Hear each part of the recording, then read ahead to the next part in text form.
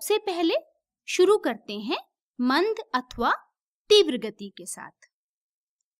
हम जानते हैं कि कुछ वाहन अन्य वाहनों की तुलना में अधिक तीव्र गति से चलते हैं। एक ही वाहन विभिन्न समयों पर तीव्र अथवा मंद गति करता है। सरल रेखीय पथ के अनुदिश गति करने वाली वस्तुओं द्वारा किसी निश्चित समय में, या हम कह सकते हैं किसी दिए गए समय में तय की गई दूरी यह बताती है कि वह वाहन धीमी गति कर रहा है अथवा तीव्र। अब हम देखते हैं चाल किसे कहते हैं। बच्चों, आज हम चाल और उसे मापने की विधियों के बारे में जानेंगे। जैसे कि आप सबको पता ही है, यदि किसी वस्तु की स्थिति उसके आसपास रखी हुई वस्तुओं के अनुसार दिए गए समय में परिवर्तित होती है तो वह वस्तु गतिशील मानी जाती है। परंतु यदि यह स्थिति परिवर्तित नहीं होती है तो वह वस्तु स्थिर मानी जाती है। तो बच्चों, कुछ वस्तुएं तीव्र गति करती हैं और कुछ वस्तुएं मंद गति करती हैं। लेकिन हम यह किस प्रकार पता कर सकते हैं? आओ आज हम इसके बारे में जानें। किसी दिए गए समय में तय की गई दूरी से हम यह पता कर सकते हैं कि उस वस्तु की गति मंद है या तीव्र। जैसे कि इस चित्र में दिखाया गया है कि किसी दिए गए समय में एक बड़े व्यक्ति ने पॉइंट ए से पॉइंट सी तक की दूरी तय करी। यद्यपि एक छोटे बच्चे ने उसी समय में पॉइंट ए से पॉइंट बी तक की दूरी तय करी। इसका अर्थ है कि यह बच्चा बड़े व्यक्ति से मंद गति की चाल में चला।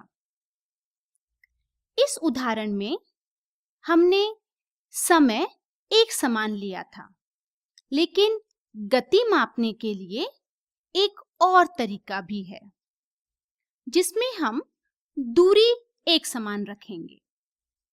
जैसे कि बच्चों, हमारे स्कूल के खेलों में जब दौड़ प्रतियोगिता होती है तो उसमें एक ही प्रारंभिक बिंदु स्टार्टिंग पॉइंट होता है और एक ही अंतिम बिंदु होता है अर्थात एंड पॉइंट होता है। अर्थात हम दूरी को फिक्स कर देते हैं।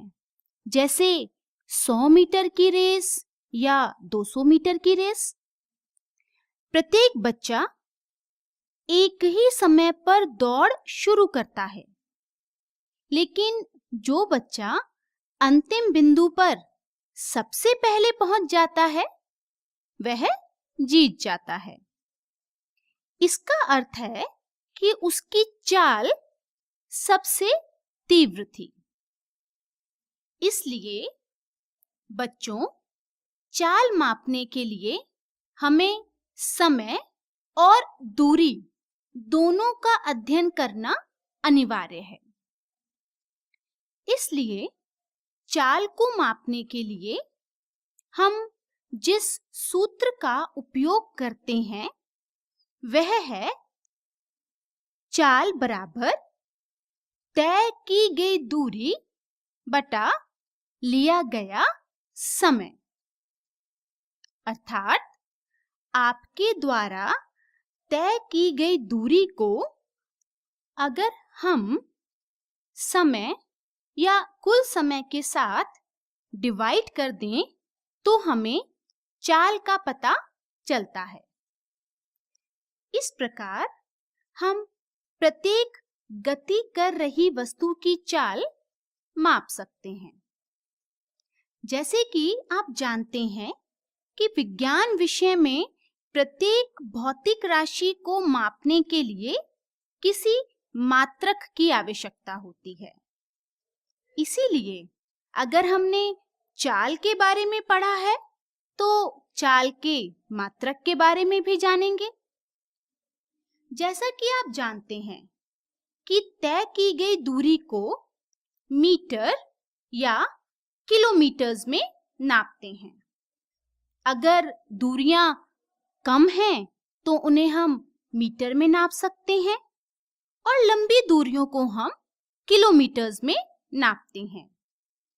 ठीक इसी तरह जब हम समय की बात करते हैं तो समय को हम सेकंड या घंटों में नापते हैं, मिनट्स में भी नापते हैं।